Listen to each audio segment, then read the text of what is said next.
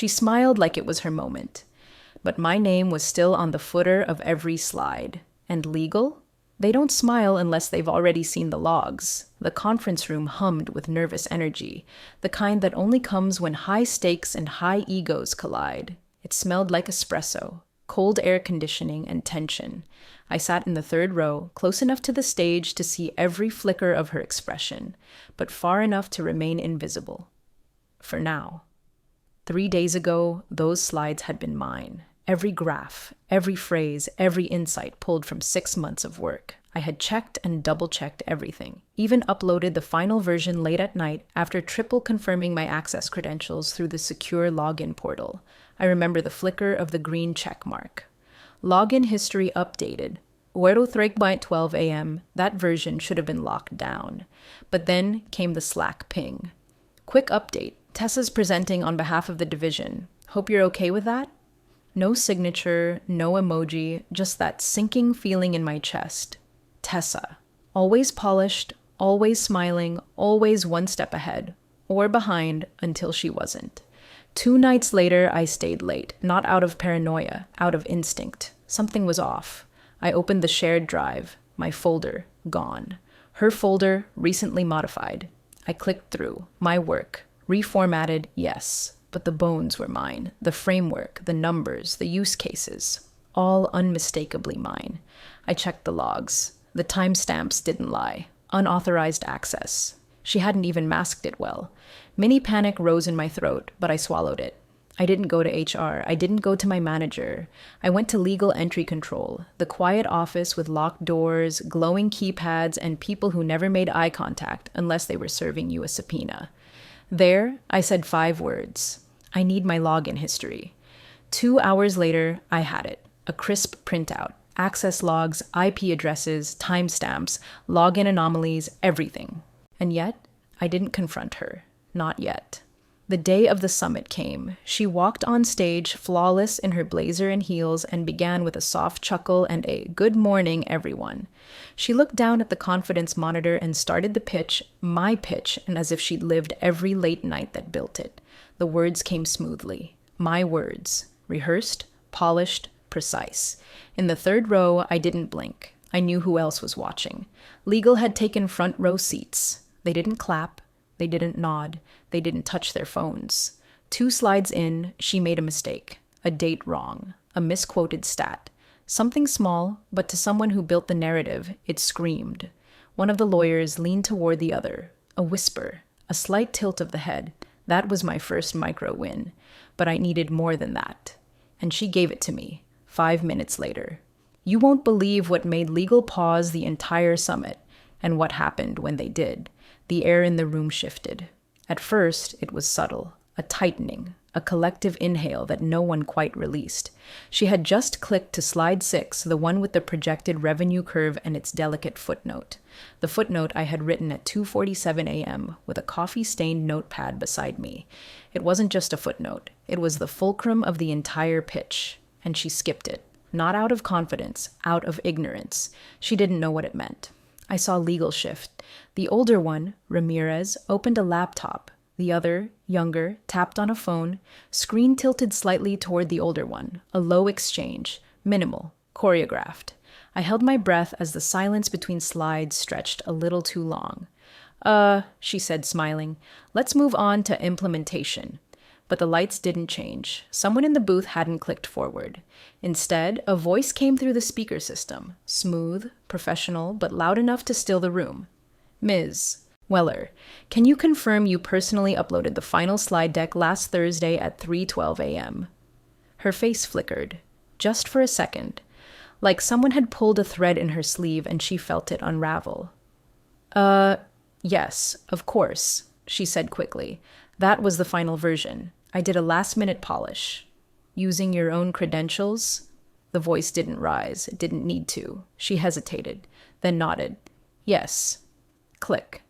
The big screen behind her didn't go to the next slide. It changed to a login history table. Rows of data, timestamps, user IDs. At the bottom, accessed by C. Russell, ISARD 03.12 AM, hard IP HQ 089 Innovation. My name. The room froze. She turned, staring at the screen as if someone had slapped her. "Please be seated," the voice said. Not cold, not loud, but with the kind of tone that ends things. Tessa stepped down slowly, like the floor beneath her had turned liquid. There was no applause, no whispering, just silence, thick and electrified. She didn't look at me, but she didn't have to. I wasn't there to gloat. I was there to let the truth breathe, and legal had just handed it a microphone. You think the humiliation stopped there? You have no idea what happened after the summit, and who else got involved. Want to see how quiet truth shakes a system? Keep following. The next move changes everything. I didn't go home after the summit.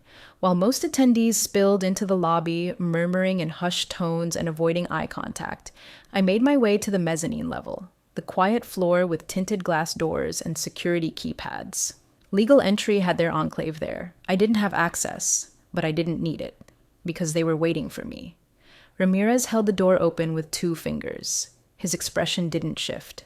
No congratulations. No pity, just that calm forensic curiosity I'd come to expect from people who dealt with breaches for a living.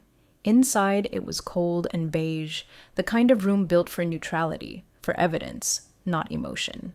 "We're moving ahead," he said. "You'll receive a copy of the incident summary and confirmation that ownership of the IP has been attributed to you." I blinked.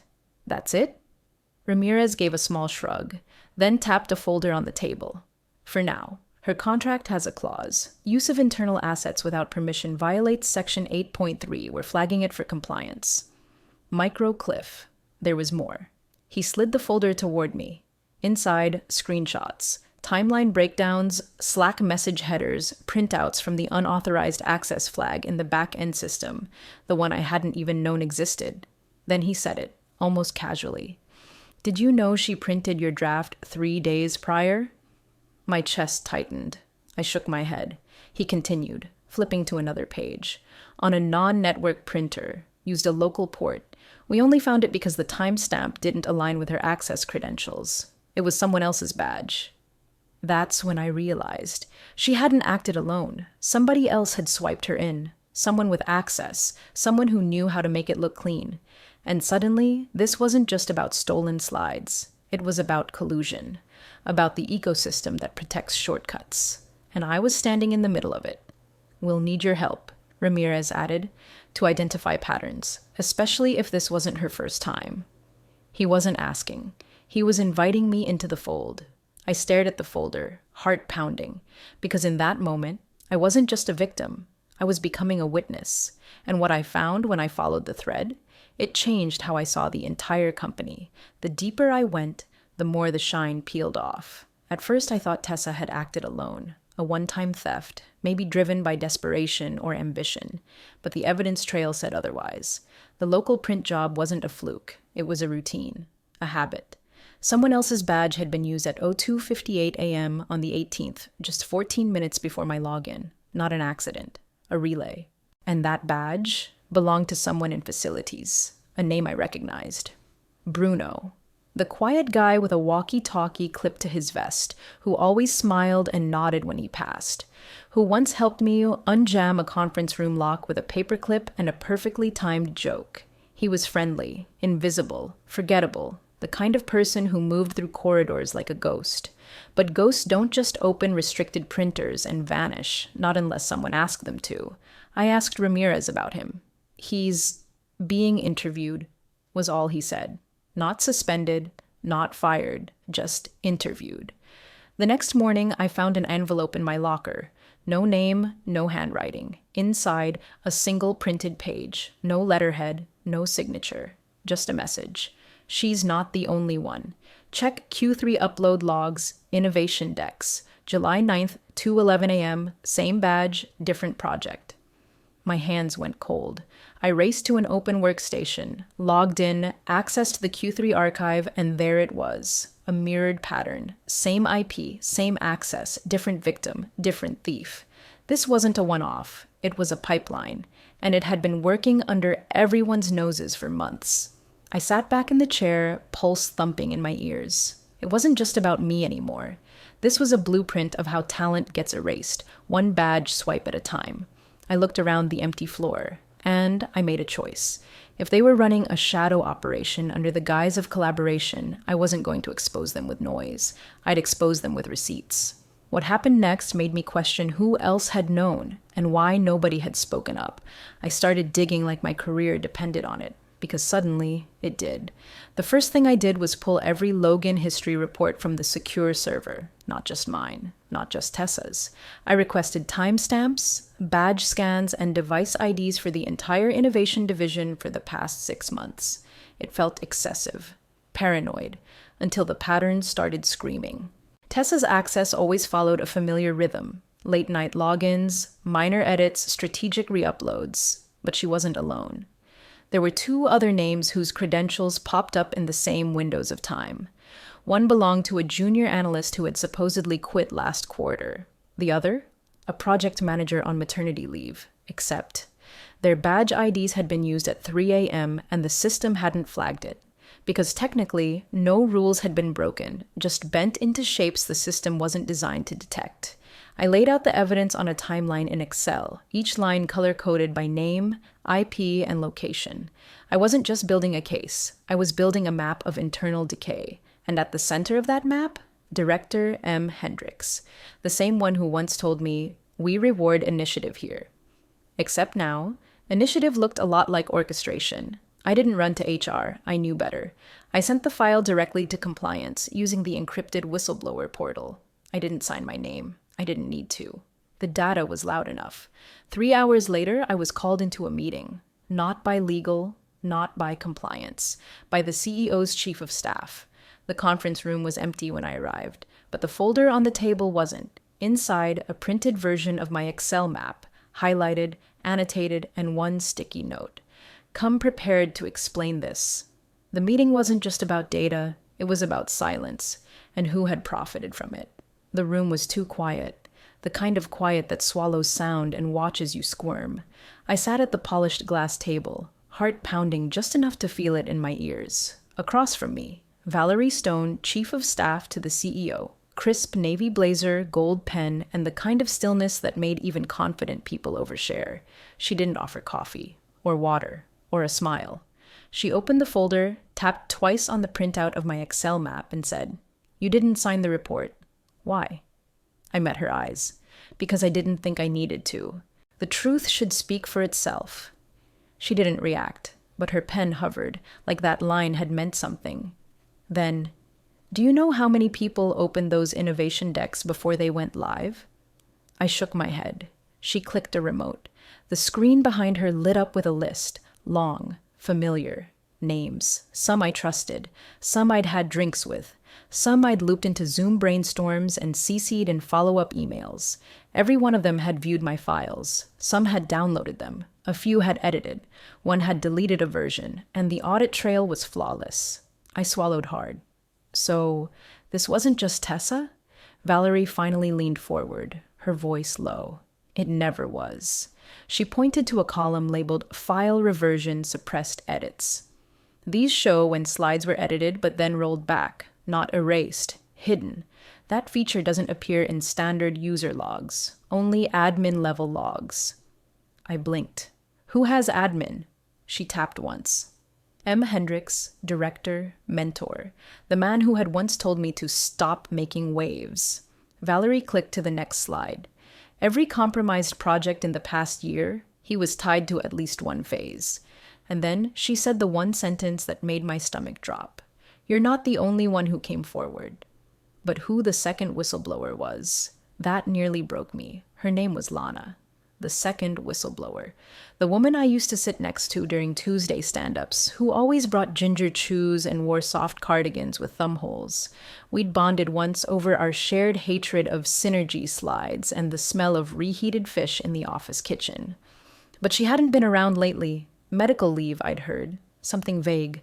Burnout, maybe. No one really asked. But now, Valerie was saying her name like it was a fuse. Lit. Smoking. About to hit something explosive. "She came forward 3 weeks ago," Valerie explained. "Before you did. She flagged the same login anomalies, same pattern, same names. But she didn't have the proof you submitted." I felt a mix of guilt and disbelief knot in my throat. Why didn't anyone say anything? She tried. Valerie's tone hardened, but her claims were buried by Hendrix. That name again, circling like a shark just beneath the surface. She was assigned a performance review the next day, Valerie added, almost clinically, then removed from 2 projects. After that, she went on leave. My stomach turned. Lana hadn't just been ignored, she'd been silenced. And now I understood why the badge trail I found in the Q3 logs looked eerily familiar. It was her deck that had been rerouted, her slides that were stolen before mine ever were.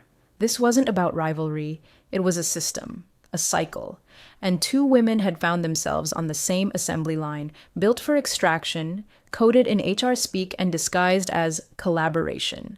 Valerie stood up, walked to the window, and said without turning, "We're reopening her case. We'll be needing your statement." I nodded slowly, because now it wasn't just about clearing my name, it was about restoring hers. But when I finally spoke to Lana, what she said made me rethink everything, including my own silence. I found her on a Thursday. Not in the office, not in a meeting room or some HR hallway with framed posters about psychological safety. She was in a small corner cafe 2 blocks from HQ, the kind with chipped mugs, real sugar packets, and plants that looked like someone actually watered them. She looked different, smaller somehow, but also clearer, like someone who had been under too many fluorescent lights for too long and finally found natural air. "Lana?" I asked softly. She looked up. Recognition flickered, then hesitation, then a tired smile. "You came," she said. "I wasn't sure you would." I sat across from her. There was a mug already waiting. Ginger tea. "I read the logs," I said, "and your name was on one of the files that got rerouted." She gave a soft, dry laugh. "More than one, but who's counting?" A pause, then quieter. They made me think I was paranoid, that I was dramatic. Hendrix told me the data wasn't mine, that I'd misunderstood access policies. I felt that familiar pressure behind my ribs, the slow burn of rage that had nowhere to go. "I believed him," she added, "for a while, until I saw someone else present my timeline slide, with the typo I never fixed. My typo. That hit hard, because I knew that feeling too well. I thought if I spoke up," she continued, "someone would listen. Instead, I got a performance concerns memo and a wellness check meeting I never asked for." She sipped her tea. Her hands shook just slightly. "They corner you into silence," she said. "One meeting, one form, one collaborative revision at a time, until you start doubting you ever built anything." I sat in silence, absorbing every word. Then I told her everything. The audit trail, the logins, Valerie, the folder in the glass room, the chief of staff meeting, the Excel map, everything. When I finished, she looked at me and said, "Then you're not just a witness anymore. You're leverage." That word echoed, because she was right. And if we were both speaking now, it meant the system had a crack. We just had to push. But someone was already watching, and they weren't ready to let the crack widen. It started subtly, like all warning signs in corporate spaces do. The Slack glitches. Messages marked read that I hadn't opened. Calendar invites vanishing, only to reappear 15 minutes later. And one email from a do not reply alias that simply read, "Are you sure you want to keep digging?" No greeting, no signature, no trace. I forwarded it to Valerie immediately. An hour later, she called me from a private line. "Don't reply, don't delete. Our systems team will handle it. But you need to know, someone just tried to access your compliance submission from a flagged IP." The blood drained from my face. It wasn't paranoia anymore. It was containment. I switched networks, saved everything twice, printed my evidence, and locked it in a drawer at home.